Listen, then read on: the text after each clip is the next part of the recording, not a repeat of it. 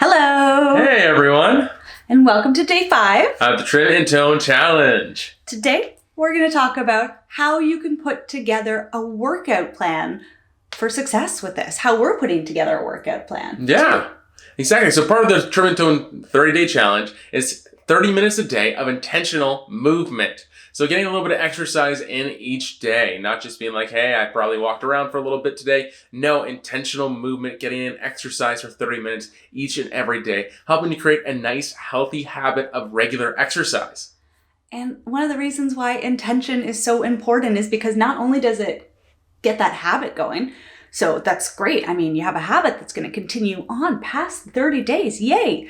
But on top of that, intentional means that you're having a nice chance to actually connect and care for yourself, is that you're actually recognizing, I'm doing this for me. And that's part of this challenge too, taking ownership over yourself. Exactly, taking ownership over how you feel, your life, and your health.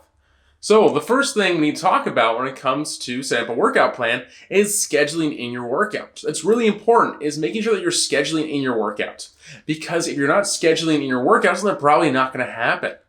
Yeah, it gets so easy for the workout just to be pushed off a little later and later each day, and then for it to not even happen. But that's why you're doing a challenge. This challenge is to start or to support a habit that's already there and to just make it more emphasized in your life, which is why a schedule is key. Now, for us, the time that works best is first thing in the morning.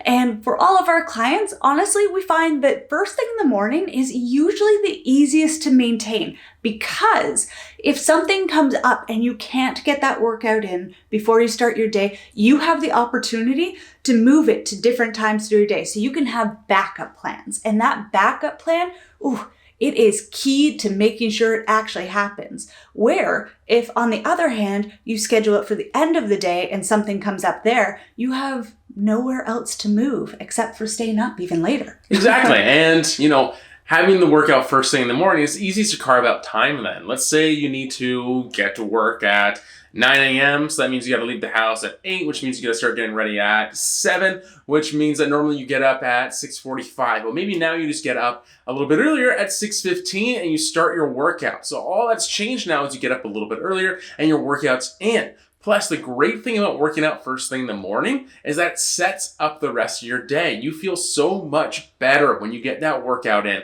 Moving into the rest of the day, you've already accomplished the hardest thing of your day, and you can move forward knowing that you started the day on a good foot. It also really boosts your energy. So if you wake up feeling a bit groggy, one of the best ways to get rid of that grogginess is to move. Yes, and if you're saying to yourself, I am not a morning person, this will not work for me. Look at Exhibit A right here. The biggest non-morning person ever. I'm doing great now. I'm really accomplishing mornings. Mornings are getting better. She's crushing mornings. But I used to drag my feet so hard and just hate the morning, hate that I had to be up, hate that, life was happening instead of sleep, because so many great dreams come and, sleeping world is just lovely. But working out in the morning is one of the things that actually helped me kick myself into gear and start to enjoy mornings, because instead of having to wait a couple of hours for me to just come out of my groggy state, I was doing something immediately that pushed me into a better energy state that actually took care of me and that set me up for the rest of my day to feel great. Yeah, and some other benefits of working out in the morning is if you're going to the gym, it's less busy. It's always less busy in the morning. So much less. Yes, yeah, exactly. And I used to work out after work. I used to work out late at night. And what I find, and what a lot of people find, is when you work out that late, or even in the evening, it keeps you energized for a period of time that it's harder to go to sleep later on. It's harder to go to sleep, earlier. So you end up going to sleep a little bit later, which kind of, makes sure that you have even less sleep. So you actually get better sleep by working out in the morning, because by the time nighttime comes, you're exhausted and you're ready for bed. And if you don't feel like getting to the gym, you can effectively work out at home with only needing a couple pairs of dumbbells. I say a couple pairs because if you really want to be able to challenge yourself, your arms not quite as strong as your legs. So you want a dumbbell that both challenges your arms and challenges your legs, which brings us to the next part of what makes up a good workout plan. Josh, what do we want to include in our workouts? Resistance training. Resistance training is wonderful to include in your workout plan. So you want at least a couple days of resistance training a week. What's resistance training? Resistance training means working with resistance. So it could be your body weight. That if you are, just starting to work out, then your body weight's going to probably feel a little bit heavy. So we're building up strength there. Once that body weight feels a little bit easier, we can start to add more weight. So we do a little bit of weight training. You can use bands, things like that to add resistance. And why are we doing resistance training? Well, there's a lot of benefits, including stimulating lean muscle mass. It can help you preserve and put on a little bit of lean muscle mass. Now, it's not going to make you, if you're a woman, might be like, I don't want to be bulky. Well, look at this. I'm not bulky. Not bulky. Not bulky. So you can be lean, but you can also be very strong. So it helps you be stronger when it comes to life. That makes everything easier. Makes carrying your groceries easier. Makes playing with your kids easier, your nieces and nephews. It makes taking your laundry out of that dryer out. Brain fart there. It makes life just easier. So resistance training is a powerful tool. It also can help, or it does help, make your bones stronger. So if you are getting a little bit older here, it's going to help you prevent osteoporosis. So resistance training is so effective. You should be integrating a couple days of resistance training each week. And by a couple, I would actually recommend 3. Mm-hmm. And we'd make sure that you get in, ideally, at least some full body movements. You want your entire body taken care of so that all of you is looking lean and toned, but that you're also maintaining health long term. Exactly. Do not be like high school or university Josh, who only did chest day and bicep day. That was all I did for like 4 years, and I looked like this, and I was all jacked up and could barely move. So don't be like that. Move and use your whole body. Believe it or not, your legs can use some strengthening as well.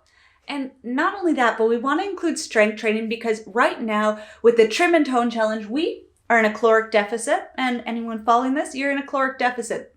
So that means that you're trying to burn fat. And one of the ways that it's extra useful to tell your body what to burn, where to take those extra calories from, is by working with weights and telling your body essentially that my muscle is important to me. You say, keep my muscle, promote more muscle, and let that weight loss come from the fat instead. Yeah. So it teaches our body how to lose weight in the way we actually want it to. Exactly. And putting on more muscle actually helps us with weight loss going further because muscle is more metabolically active than fat, which means it burns more calories at rest and it burns more calories as we are moving around throughout our day. So it helps us to actually be leaner going forward as well. So resistance training is an excellent tool and something you should be doing a couple days a week, 3 days a week. And next, for 2 days a week, we highly recommend having 2 days of high intensity cardio work where you're getting a proper sweat on, where you're pushing yourself, you're burning extra, and we have a favorite way to do that. Those are intervals. So intervals are amazing because they help you get more work in a shorter period of time. They help to get your blood flowing, they help to get your heart rate up, and they help to increase your core temperature, which can help you break a sweat as well. So it's such a powerful tool to get you results in a shorter period of time.